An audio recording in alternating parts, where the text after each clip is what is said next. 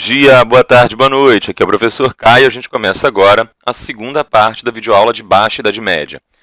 Na aula passada a gente falou sobre o conceito de Baixa Idade Média, eventos mais importantes, descrevemos como é que se organizava o feudo, as diferentes partes do feudo, o que eram o feudo, os tipos de feudo, características predominantes da sociedade durante o feudalismo, questão da descentralização política, os laços pessoais, os laços individuais pessoais entre os indivíduos e que mantinha a coesão social. Mas agora vale mais a pena a gente começar a tentar descrever um pouco melhor a totalidade dessa sociedade. Até agora eu mencionei aqui e ali alguns grupos sociais, eu falei da existência de camponeses que trabalhavam em servidão, falei da existência dos nobres, mas a gente precisa de forma mais nítida descrever como esses grupos se organizavam, como eles se relacionavam, como eles se hierarquizavam. Tá?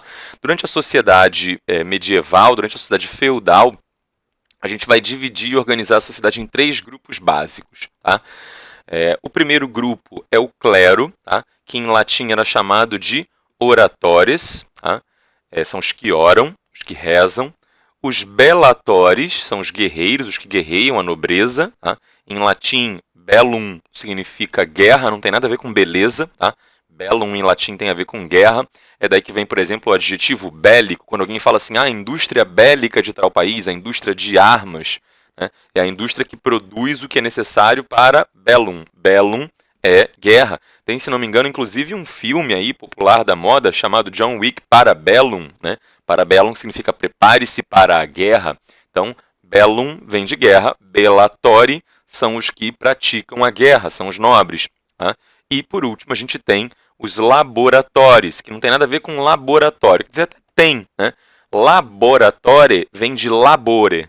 Labore significa trabalhar. Tá? Então, quando você fala, por exemplo, alguma coisa laboral, o adjetivo laboral é aquilo que tem a ver com o labor, com o trabalho. Na língua inglesa, inclusive, essa herança que vem do latim é bem nítida. Né? Em inglês, quando você fala labor, você está falando de trabalho e trabalhadores. Tá? Labor force, força de trabalho. Tá? Então, labore é trabalho. Tá? O laboratório é o local em que você realiza um trabalho. Hoje em dia a gente pensa no laboratório como um local de trabalho científico, tá? Mas a princípio é isso, tá? Um laboratore é o sujeito que executa um trabalho, são os trabalhadores, são os camponeses. Tá? A sociedade, portanto, ela tinha uma divisão tríplice.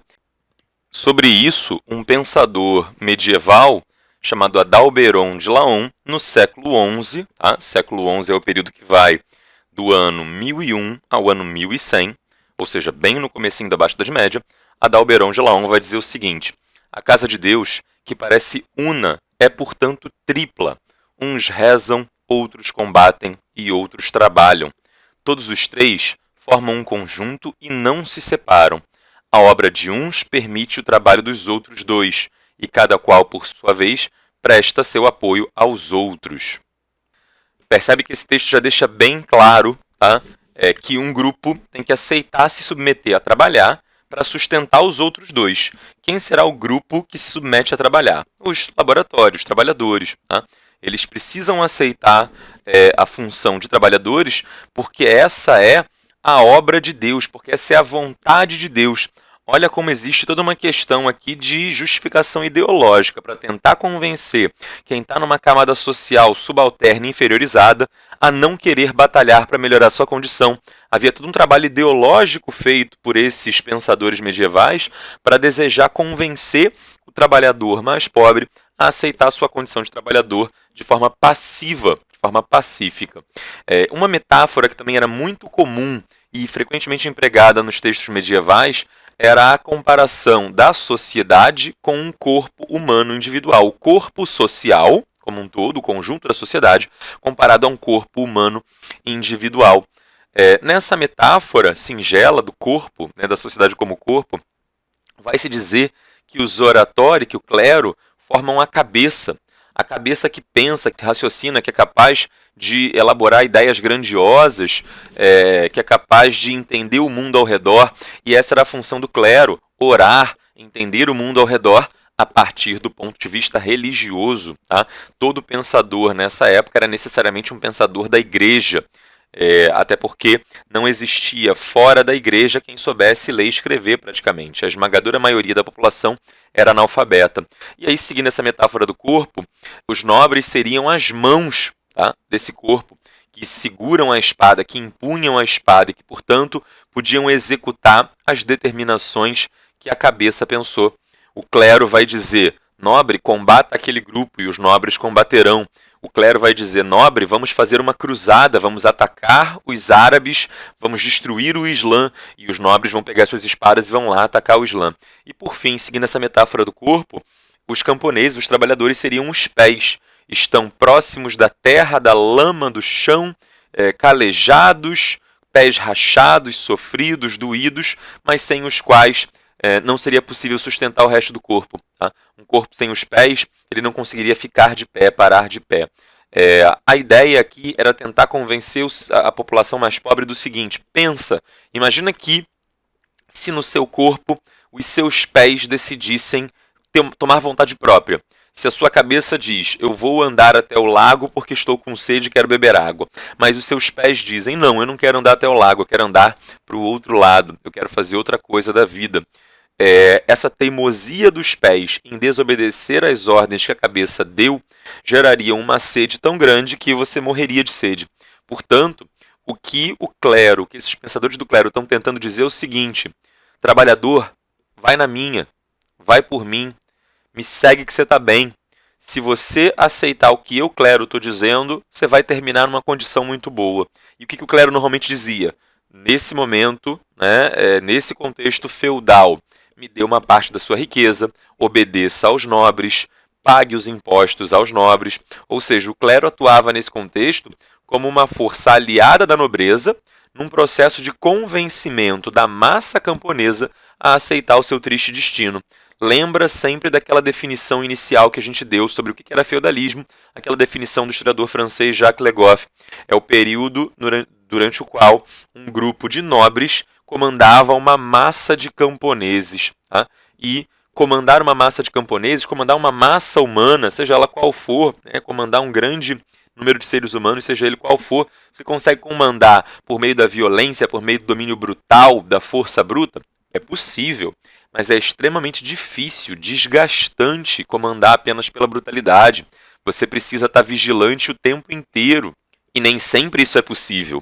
O domínio mais eficaz, o melhor domínio, é aquele demandado pelo próprio dominado. É quando o próprio dominado não vê a sua condição como condição de dominado, quando ele anseia por ser dominado, achando que essa é a forma de ser libertado. Era fazer o camponês se sentir querendo integrar essa sociedade, querendo obedecer, querendo continuar na sua condição subalterna. Vamos começar a analisar essa sociedade de cima para baixo, vamos falar dessa classe dominante, desse extrato de guerreiros que domina a massa camponesa. Tá? Esses nobres senhores feudais, eles exerciam domínio sobre a sociedade. Tá? Todo senhor feudal era um nobre, mas nem todo nobre era um senhor feudal. Isso quer dizer que nem todo nobre era dono de um feudo. Tá? Não necessariamente. Você poderia ter nobres que não tinham seus feudos. Tá? Isso era, inclusive, relativamente frequente. Em geral, os feudos eram concedidos a um nobre por outro de maior hierarquia. Existia uma hierarquização entre esses nobres. Isso gerava entre eles uma relação de dependência e subordinação.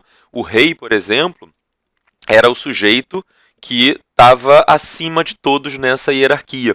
E ele concedia feudos para os duques, que por sua vez poderiam conceder feudos para barões, ou para marqueses, ou enfim.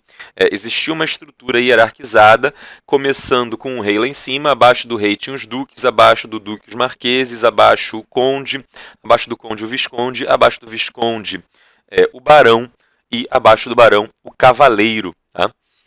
O cavaleiro não era nem propriamente um título. Tá? Em geral, o cavaleiro não era nem um título, era uma condição.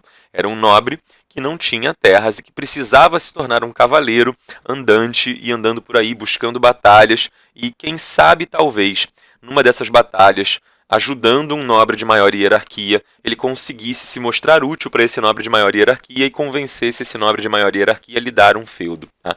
Dentro do seu feudo, o senhor feudal era a autoridade máxima.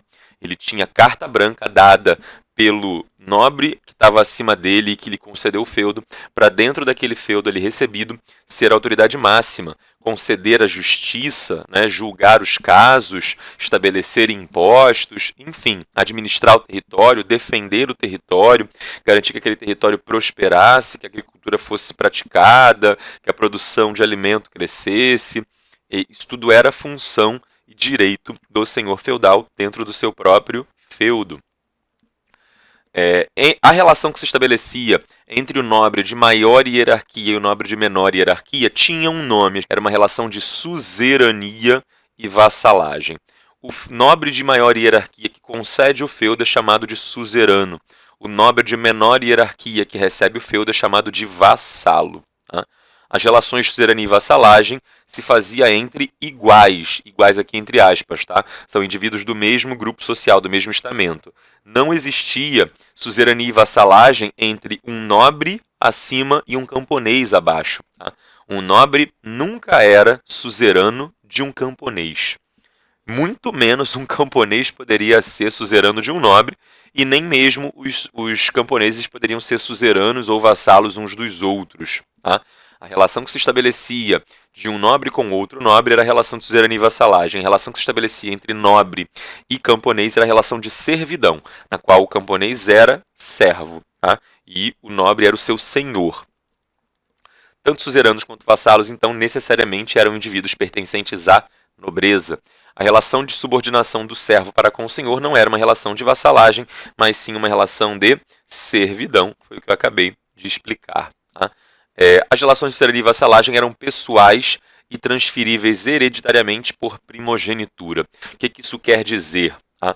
A relação de suzerania e vassalagem ela era pessoal, não era institucionalizada. Então, eu sou o vassalo deste suzerano aqui.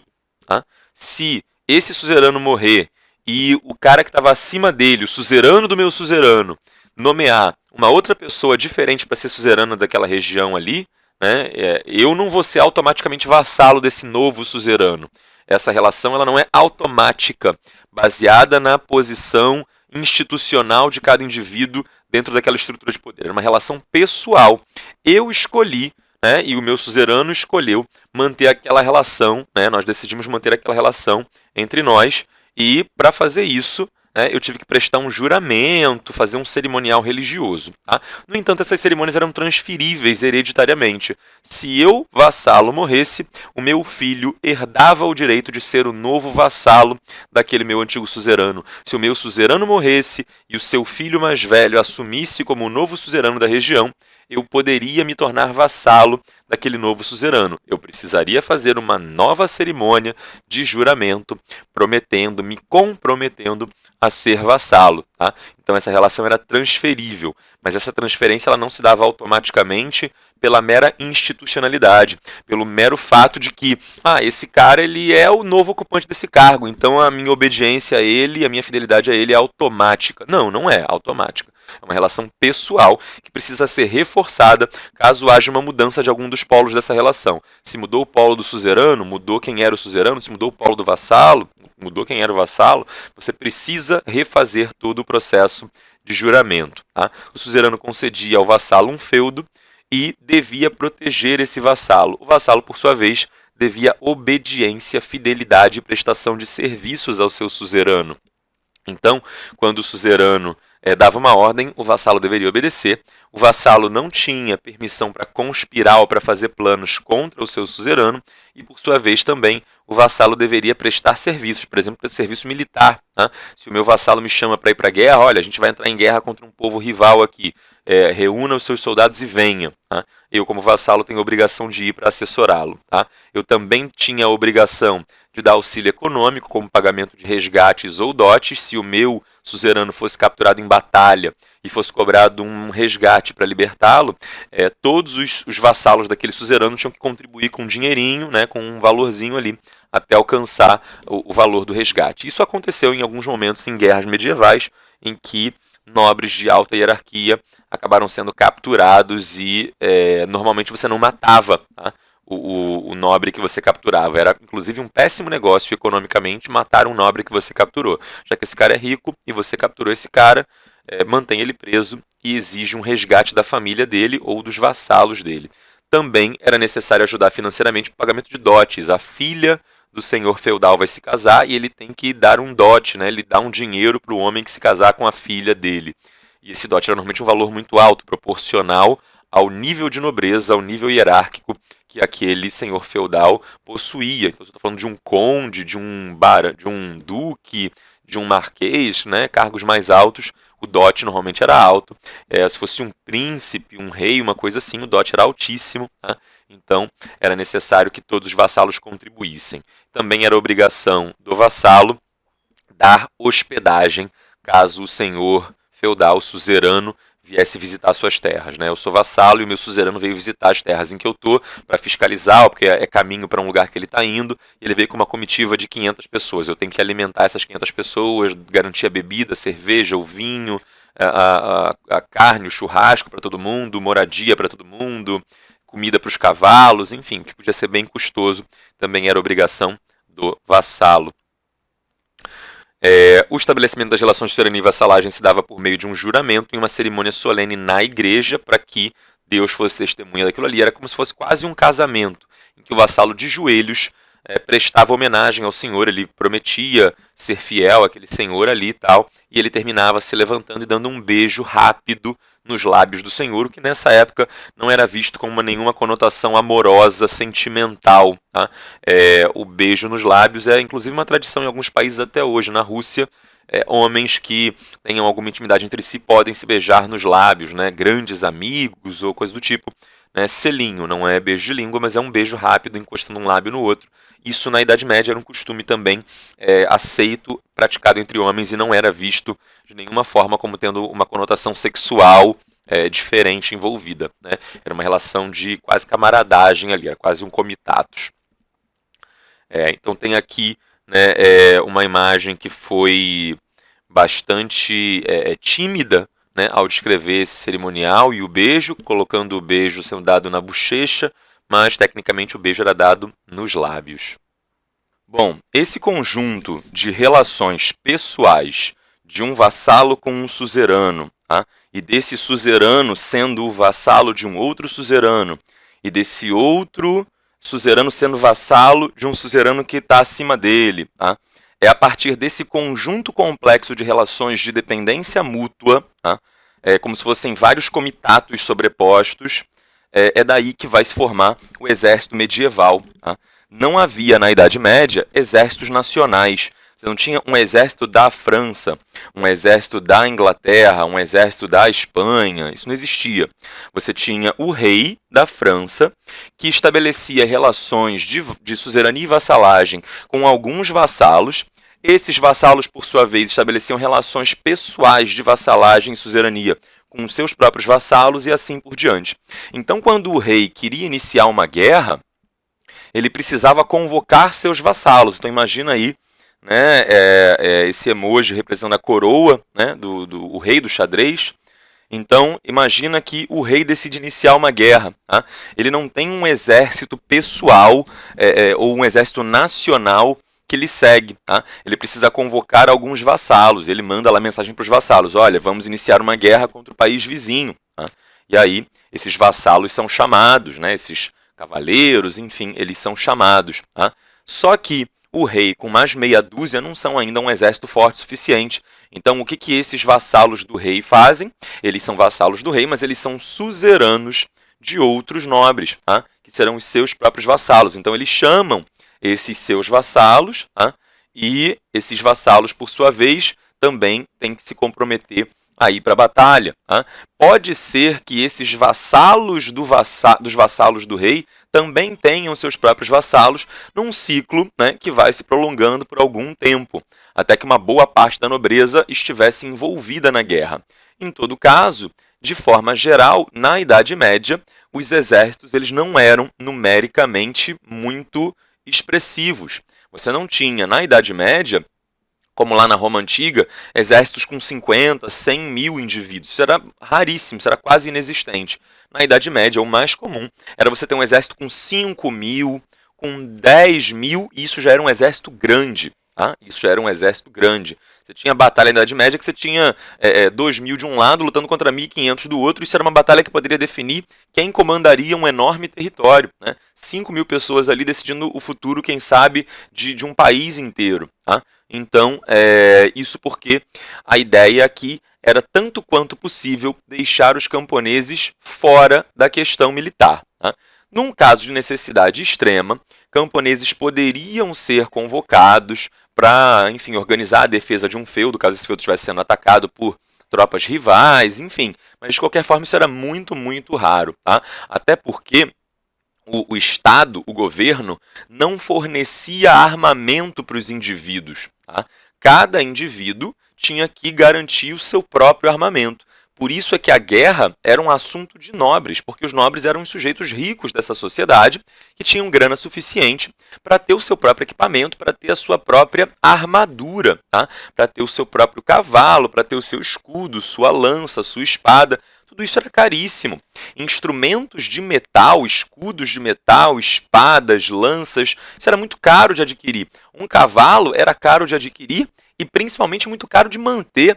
Um cavalo come muito por dia, todo dia. Um camponês dificilmente conseguiria ter o seu próprio cavalo. Tá? Normalmente o camponês usava animais, né? Usava bois para, com o boi, né, fazer a reprodução com as vacas. Você tinha um boi e algumas vacas. Né? Quando havia gado bovino, sob controle desses camponeses, que também era muito raro. Por isso que na Europa, nesse momento, você vai dar uma preferência muito grande pelo porco, pela ovelha, pela cabra, pelas galinhas. Tá? Era muito difícil você ter rebanhos bovinos muito numerosos. Às vezes esses rebanhos bovinos numerosos estavam muito mais nas mãos do senhor feudal. Tá? Mas poderia ser que um camponês tivesse um boi e o seu vizinho tinha uma vaca, e eles combinavam de colocar o boi e a vaca para reproduzir, e aí se desse um filhote, né, o primeiro filhote ficava com o dono da vaca, o segundo filhote ficaria com o dono do boi, se depois reproduzissem novamente. Né, isso poderia acontecer, mas o camponês ele poderia usar um boi para reprodução. Tá? Quando aquele boi estivesse ficando velho, ele poderia abater o boi e comer a carne, e aquele boi poderia ser usado para puxar uma carroça ou para puxar um arado. Tá? Isso também era comum de acontecer. A gente ainda vai falar melhor sobre técnicas agrícolas, o uso do arado, como é que isso funcionava na Idade Média, mas, num primeiro momento, é isso. Né? Cavalo não é uma coisa que o camponês vai ter, porque, enfim, ele não vai comer a carne do cavalo. Né? Era raro isso acontecer, comer carne de cavalo não é exatamente a carne mais saborosa, a mais tenra. Tá? O cavalo ele também não era muito útil para ser usado para puxar arado, num momento, no comecinho da Baixa Idade Média, né? Por razões que a gente ainda vai ver, não se usava muito num primeiro momento o cavalo para puxar arado, usava-se o boi. Tá? Então era muito raro que camponeses tivessem cavalo. Tá? Por isso a cavalaria, tá? A posse do cavalo, do cavaleiro montado no seu cavalo, era um sinal de status e de nobreza. Isso era uma coisa que só a elite possuía. Então, dificilmente um camponês poderia ser convocado para a guerra e poderia participar de forma útil e eficaz da guerra, porque esse camponês não teria cavalos, porque esse camponês dificilmente teria suas próprias armas. Tá? Lutaria talvez com uma pá, uma enxada, uma foice, um ancinho, uma coisa assim. Só em casos muito excepcionais que os governantes, né, o Estado, proporcionava armamento em caráter temporário para esses indivíduos para a execução de alguma função específica. A gente vai invadir aquele país ali, a Inglaterra decidiu que vai invadir a Escócia, e ela precisa, mais do que só os seus cavaleiros, ela precisa também armar alguns camponeses para engrossar as fileiras do exército, para ampliar um pouquinho o seu efetivo militar. Mas, de forma geral, a guerra era uma atividade restrita, tá? Na maioria esmagadora dos casos, aos nobres, tá? Vassalos, suzeranos, enfim, aquele grupo ali da elite da nobreza que participava das atividades militares.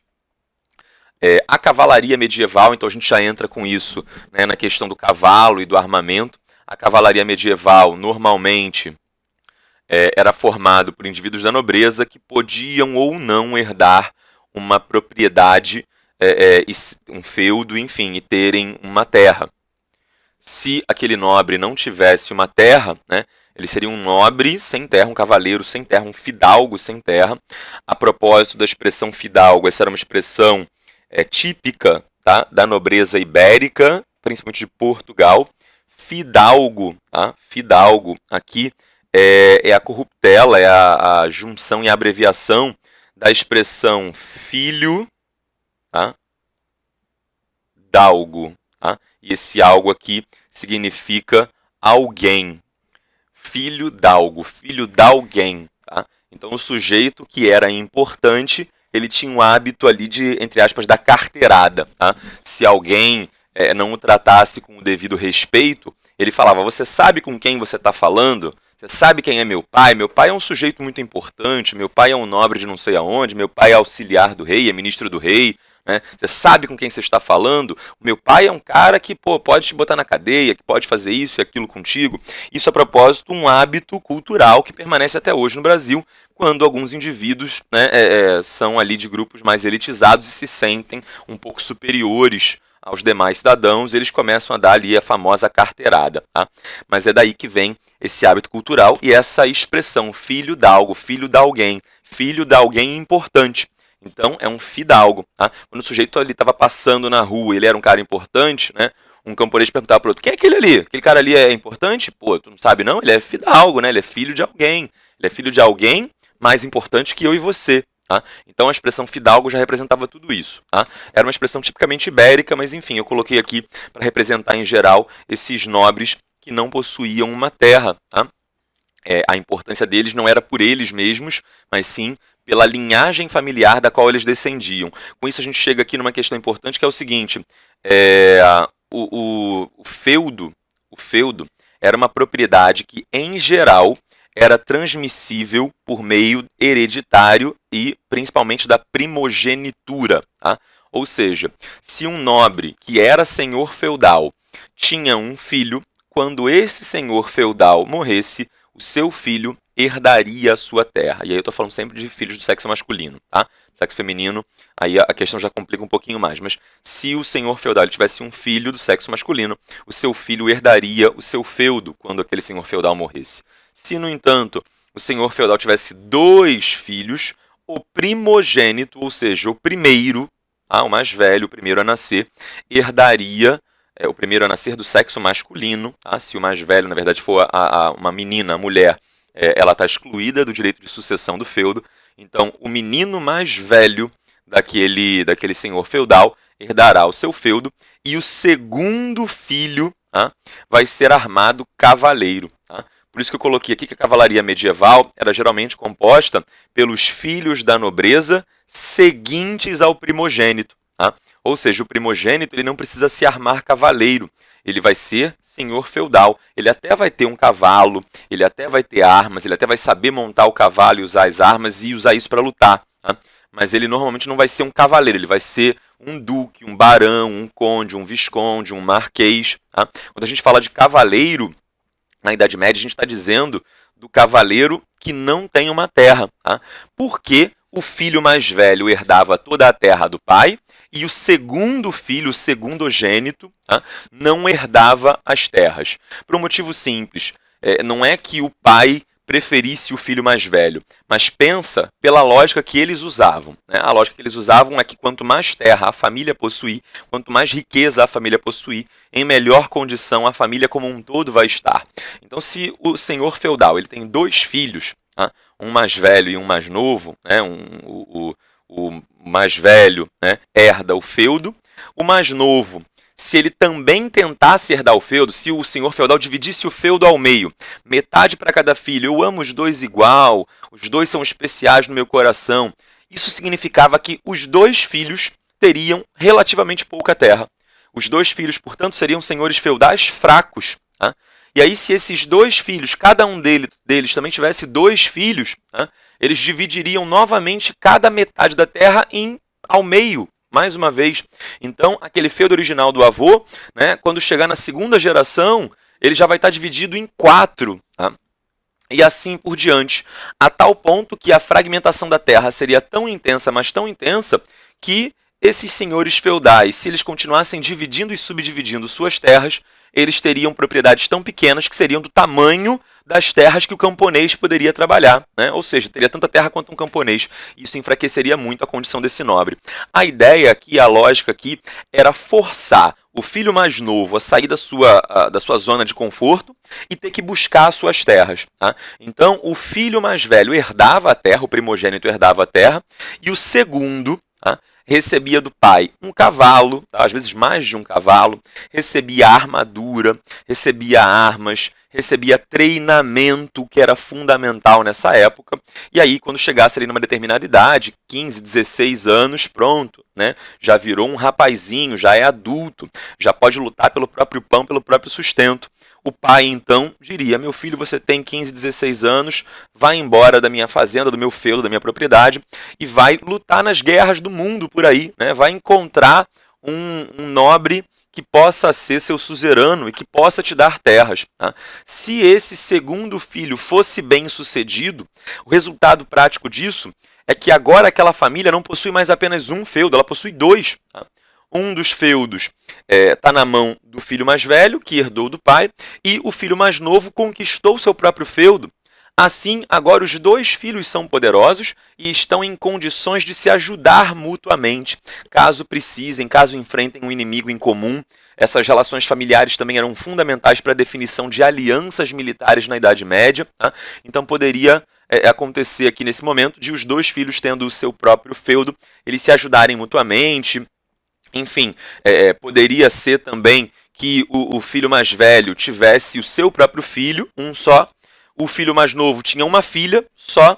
E aí eles poderiam casar, né? Os primos poderiam se casar. Assim eles herdariam as terras do primogênito, né, que vieram lá do avô, e do secundogênito, que conquistou suas próprias terras, e assim aquela família conseguiria dobrar a quantidade de terras que possuía. Né? Então casamentos dentro da própria linhagem, dentro da própria família, também eram comuns como forma de expandir o domínio territorial, ou então casamentos por interesse, para que você se casasse com uma princesa ou uma nobre, ou uma coisa assim, que fosse filha única, que tivesse direito de herdar a terra do pai. Né? Se uma menina nobre se casasse, tá? O seu marido é que ficaria tomando conta da terra. Tá? Não existia uma mulher nobre que fosse senhora feudal. Se um nobre só tivesse filha ou filhas, tá? A filha mais velha passava as propriedades do pai para o seu marido através do casamento. Se fossem duas filhas, a mais velha ficava com a terra do pai, passava, e a mais nova recebia um dote, que era um valor em dinheiro, tá? Como uma forma de atrair bons pretendentes, bons maridos. Tá? E aí muitos desses nobres, desses possíveis maridos, decidiam se casar, não por amor, porque nessa época casamento não era por amor, casamento era uma questão de aliança política e poder, mas sim se casava com aquela menina porque ela tinha um bom dote e ela levaria muito dinheiro, né? E com esse muito dinheiro, o marido poderia comprar cavalos, armamentos, enfim, se tornar um cavaleiro mais forte. Tá? Então, toda a questão de transmissão da propriedade das terras e de formação da cavalaria está muito relacionado aí a essas questões sucessórias. Tá? Se um nobre tivesse uma filha e um filho, tá? A filha não herdava nada a não ser o dote e o filho ficava com a terra. Tá? O garoto, o menino, sempre tinha preferência sobre as filhas do sexo feminino, independentemente da idade. Tá? Se o senhor feudal tem uma filha, tá, que está com 15 anos e era a única filha dele, aí ele se casa uma segunda vez, ficou viúvo e o senhor feudal se casa, e aí com a sua nova esposa ele consegue ter um menino de 1 ano de idade. Tá? A criança acabou de nascer e tal, fez 1 ano, e aí o senhor feudal morre. A filha de 15 anos não recebe nada. Tá? O garoto de 1 ano é que vai virar o senhor feudal. Obviamente não poderá exercer as funções, né? A mãe exercerá em seu nome, ou então um parente próximo do sexo masculino, um tio, alguma coisa assim, poderá exercer as funções até que aquele bebezinho, até que aquela criancinha atinja a idade adulta e possa entrar na posse dos seus próprios bens. Tá? Mas, de forma geral, essa é a questão que a gente tem. Uma prevalência dos filhos mais velhos, como uma forma de forçar os filhos mais novos, o segundo filho, enfim, a buscar a sua própria terra. Você vai me perguntar, E se o nobre tiver 3 filhos, se o senhor feudal tiver 3 filhos, o primeiro herda as suas terras, o segundo será armado cavaleiro, receberá cavalo, armamento, treinamento, tudo mais. Tá? E o terceiro filho, o filho mais novo, tem a função de entrar para o clero, de entrar para a igreja, o que com isso também reforçava a aliança entre o clero e a igreja e os nobres. Tá? A igreja ela atuava favoravelmente aos nobres, não por coincidência, mas sim porque os comandantes da igreja nessa época, bispos, arcebispos, cardeais, o próprio papa, eram indivíduos cuja origem, tá? Cuja linhagem era uma linhagem nobre.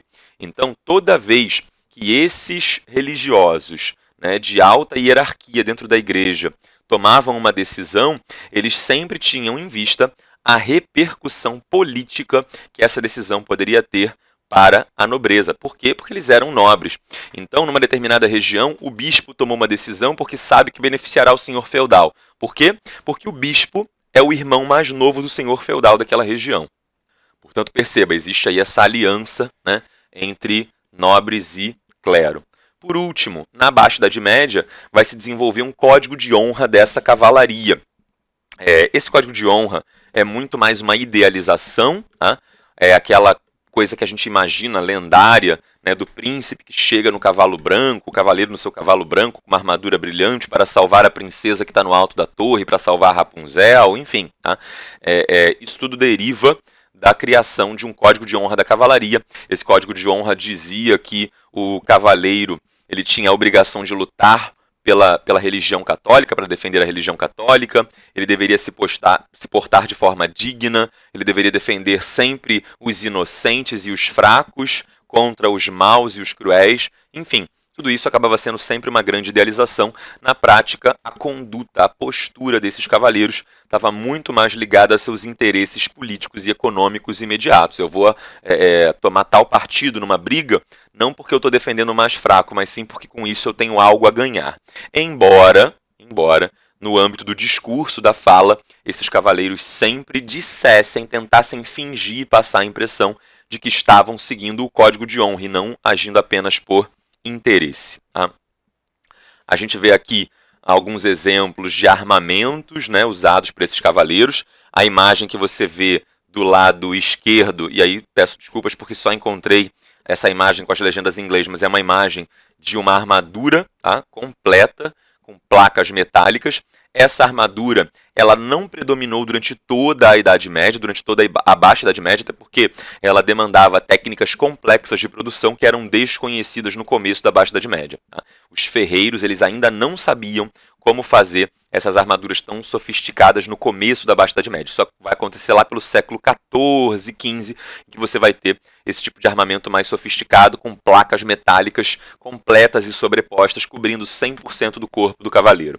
Em geral, no começo da Baixa Idade Média, predominava isso aí que você está vendo na imagem à direita. Tá? Você vê que existiam algumas peças de tecido. Tá? Essas peças de tecido elas serviam para ser uma cobertura fofinha e com isso você poder botar as peças metálicas em cima e não sentir um desconforto físico. Então você tinha peças de roupa bem fofinhas, de lã grossa, né, para cobrir bem o corpo, também para proteger do frio. Imagina você no inverno da Europa colocando uma armadura metálica encostado diretamente sobre a sua pele, né? O metal gelado pra caramba, temperatura próxima do zero, toma chuva, enfim, você ia ficar com o corpo completamente gelado e ia ser até difícil de lutar. Então, para aquecer o corpo, para proteger também, né, sendo uma camada mais fofa, isso era uma forma também de diminuir o impacto. Se um golpe de espada acertasse a sua armadura, né, a sua cota de malha, você poderia até não sofrer um corte, uma laceração na pele, mas o impacto da paulada, da pancada dessa arma metálica poderia causar hematomas no seu corpo. Então, com uma roupa mais fofinha e grossa embaixo, isso ajudava a evitar. Percebe que embaixo dessa roupa fofinha, eu vou apagar aqui o que eu desenhei, embaixo dessa roupa fofinha você vê o que parece ser quase uma malha, tá, de metal, como se fossem correntes, né, elos de corrente, todos unidos entre si por todos os lados, tá, e formando como se fosse uma roupa de metal. Ela era razoavelmente maleável, era metálica, o que significava que ela poderia defletir, né, ou desviar um golpe de espada, tá? E isso ajudava você também não ter uma laceração. Mas ainda não é aqui no século XI uma armadura de placas metálicas completas. E você vê o restante da roupa, né, do capacete, você vê aqui um gorro também grosso para botar embaixo do capacete, as armas que se usavam, calçados e tudo mais.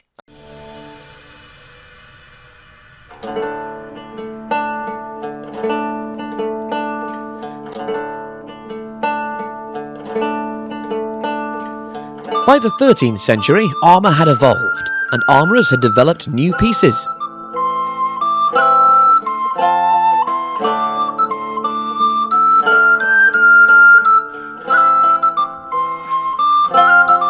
The primary form of protection was still mail and padding, and this knight of around 1250 begins by putting on a pair of mail leggings known as chausses. The Bayeux Tapestry shows that mail leggings were coming into the use at the end of the 11th century, but by the mid-12th century they were in common usage. These covered his legs from thigh to ankle, and later pairs also extended to cover the foot. Some probably had leather soles, so that separate boots were not needed. The chausses were presumably fastened to a belt around the waist and held in place by laces known as points, which passed through the mail at the ankle and the knee. Some illustrations show another type of chausse that was laced up the back from ankle to thigh.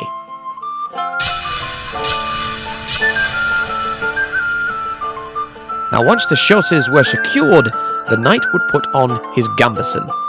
This is a thickly padded garment designed to give protection against crushing blows. It would be followed by the mail shirt.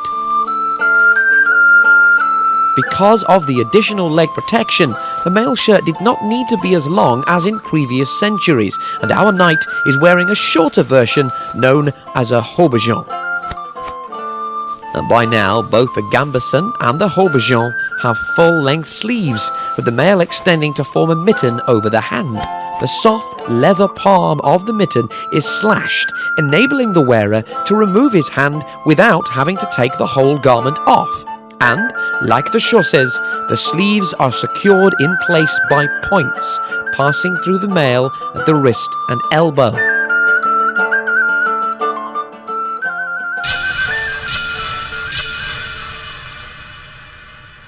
Although mail was still the main type of armour for a knight, it was vulnerable to certain types of attack. A thrust from a lance or a sword could burst through those links, whilst heavy concussive blows from maces or axes could shatter the bones beneath. And arrows, of course, were always a major threat.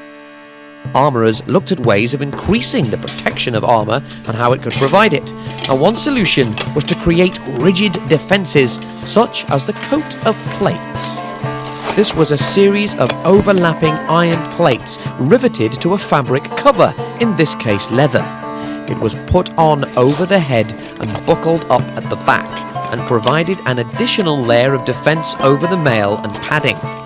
Pieces of rigid armour made out of metal or leather were also developed to cover the arms and the legs.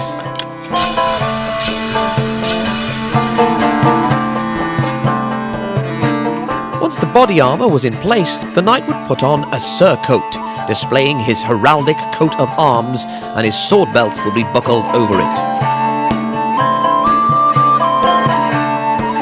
The sword is still of the single-handed slashing type. It would be followed by an arming cap, and then the coif of mail. This one is equipped with a flap or ventail, which is laced at either side and drawn up to protect the neck and lower face.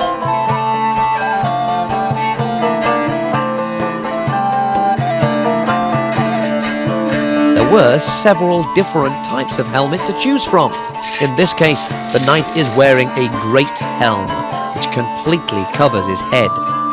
Although this offers very good protection, it leaves only narrow slits and holes to see and breathe through. Due to the added protection to the legs provided by the chausses, the shield no longer needed to be as large, and the old kite shape was discarded in favor of a smaller, lighter version known as a heater shield.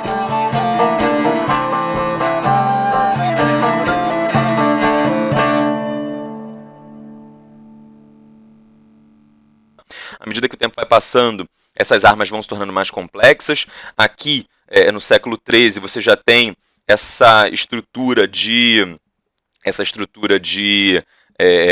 parece ser couro, né? E ali você prendia algumas placas metálicas, não era uma peça metálica inteiriça que cobrisse todo o seu corpo, mas você colocava isso sobre o peito, e aí tinha uma placa metálica cobrindo bem o seu tórax, né, o peitoral, depois o abdômen, as costas. Então não era uma placa metálica inteiriça, mas era algum tipo de tecido ou couro, no qual você prendia placas metálicas quadradas, né? Uma placa quadrada cobria o peito, uma outra cobria a barriga, e aí não era uma placa única para que você pudesse ter alguma flexibilidade, alguma maleabilidade, pudesse mexer ali, ter uma dobra, tá? E poder se agachar, enfim. E aí você tem um outro conjunto de armamento e vestuário de soldados aqui já do século XV, tá? Na Batalha de Azincourt, que vai acontecer na França durante a Guerra dos 100 Anos. Né? Nessa época a gente já vai ter armaduras completas, mas eu não encontrei uma imagem aqui, né? Essa imagem que eu encontrei, que era usada pelos soldados ingleses, isso aqui era de soldados normalmente soldados de condição social mais baixa, não era dos grupos mais ricos, tá? Mas basicamente é isso. Bom, eu vou encerrando minha aula por aqui, por hoje é só. Espero que tenha ficado claro aí a relação dos nobres entre si, a formação da cavalaria, questões sucessórias dentro da nobreza. Se tiver dúvida, me manda. Se não tiver, fiquem bem e não deixe de lavar muito bem suas mãos.